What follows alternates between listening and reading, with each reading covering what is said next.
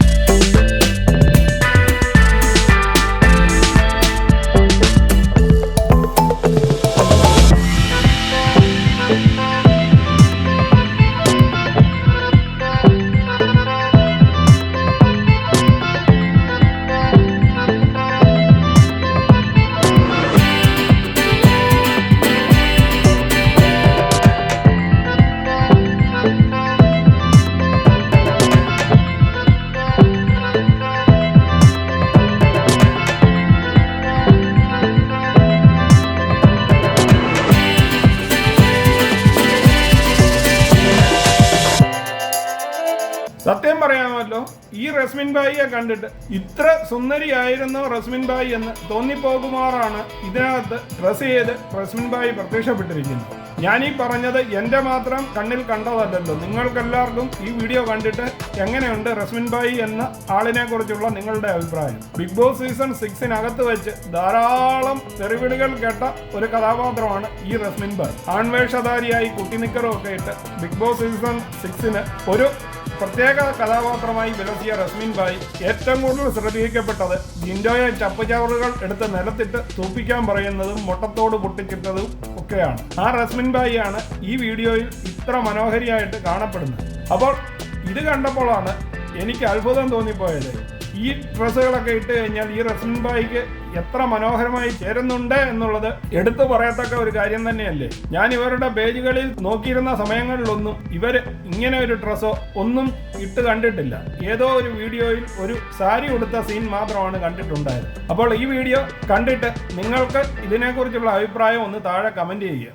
ഈ വീഡിയോ ഇഷ്ടമായെങ്കിൽ channel like ചെയ്യാനും സബ്സ്ക്രൈബ് ചെയ്യാനും മറക്കാതിരിക്കുക. വീണ്ടും പുതിയൊരു വീഡിയോയുമായി കാണുന്നത് വരെ നിങ്ങൾക്കെല്ലാവർക്കും ഗുഡ് ബൈ.